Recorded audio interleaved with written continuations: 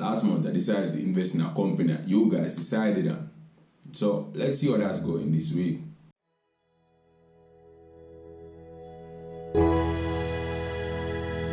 What's up guys, welcome back to my channel. I'm Jamie. Now if you're new, please subscribe, turn on your post notification. That way you don't miss when I drop any of the new videos. You can also connect with me. I'm on social media. I'm on Instagram at JARadcliffe. There's also a link to my Instagram page in the description below.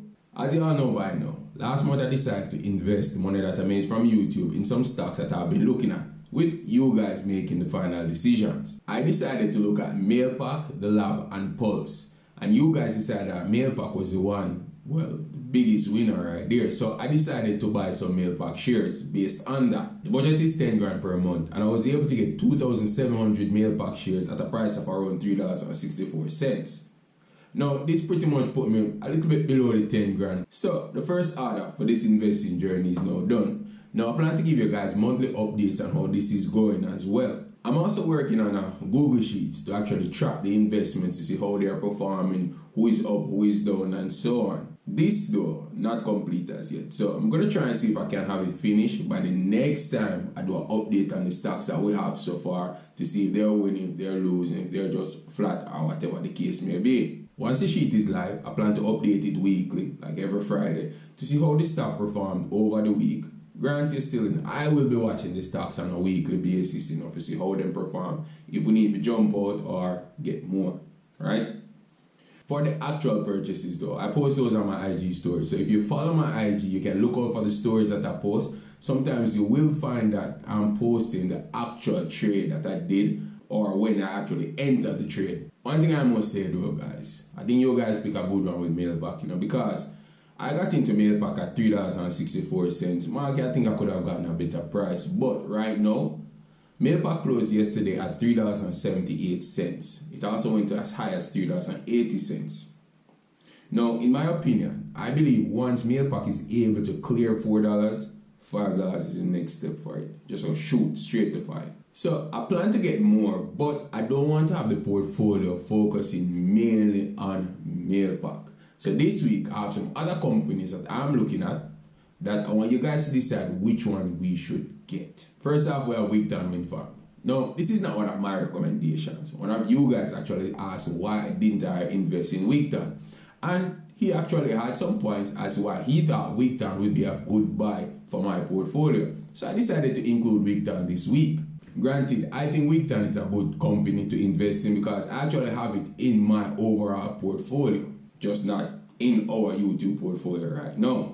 Okay, so the subscriber had 3 reasons why he thought I should buy Wigton. First, Wigton is currently in a dip. Second, I will be able to get a lot more shares with my $10,000 if I decided to buy Wigton shares. And third, a small movement in Wigton could equate to very good profits, which is true. Now, we're going to look at all of these and how I assess them to see if I should actually invest in Wigton. So first off, we're going to tackle 1 and 2. Wigton is in a dip and I will be able to get a lot more shares. Right now, Wigton is trading for a little bit below 60 cents. And if you're not familiar with the Wigton IPO, the IPO came out at a price of 50 cents per share. So right now, we're trading at a little bit under 20% from the IPO price. It even sold as low as 53 cents recently. With my $10,000 investment, I will be getting around 16,000 shares in Wigton if I decided to purchase it at about 60 cents per share. For reason number 3, a small movement in the stock could give me nice returns. Just like my subscriber said, I believe that if Wigton moves 10 cents, I can get some easy money. And I believe Wigton has the possibility to move at least 10 cents in the short term. In my opinion, Wigton is also lagging behind the market. It has not broken its slump since the whole coronavirus started. And for those of us who don't know, Wigton actually traded for over $1 at one point. So for those that got in at the IPO, they would have made 100% on their initial investments. Now, I don't want you guys to believe that because Wigton is currently in a slump, the company is not performing.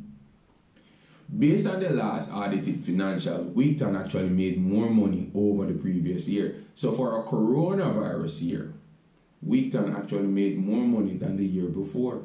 Even the EPS for the 2021 financials that were done as at March 31 showed a growth of 1 cent.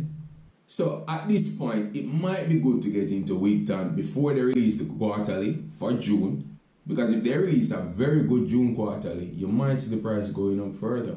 Next up, Fesco.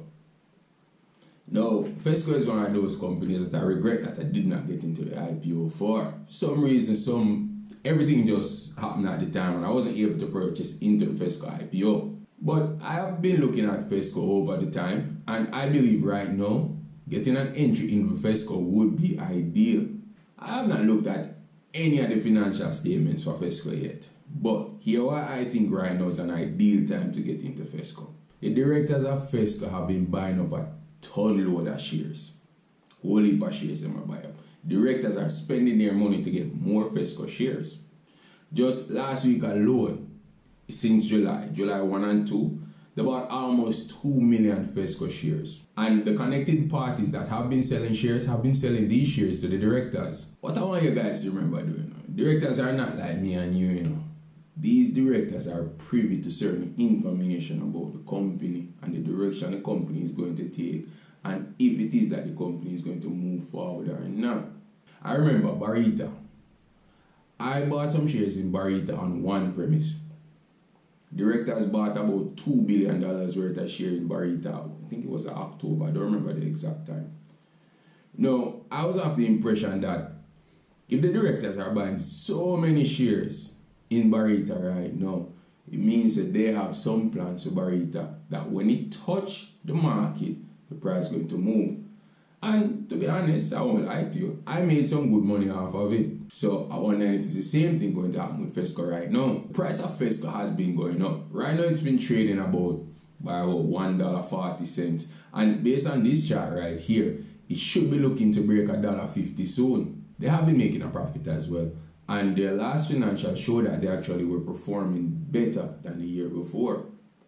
And one thing that the last financial had that I want to point out, this right here, tax. And this soon gone, because once they're on the junior market for the first 5 years, they're not going to pay any taxes at all. So all of this money moving forward can be used to help the company move forward. Lastly, I'm going to put back Lab in at the poll. It was second the last time, and in my opinion, I believe Lab is poised for growth. My stance on them is just the same as my last video. So if you want, you can actually check out the last video.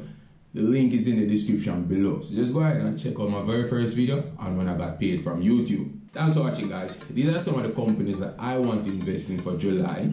Let me know what you guys think. Plus, if you have any companies that you think I should be investing, drop them in the comments below. And I'm gonna just drop the company. Tell me why you feel that this is a good company to invest in. Now, if you're not hit that like button yet, just go ahead and hit it. Now, if you're not subscribed yet, hit the subscribe button as well and turn on your post notification. Alright? While these are some of the companies that I want to invest in, they may not be right for your portfolio. So make sure you talk to your financial advisor first before you make any money moves. Alright? So until next week, people. Bye bye.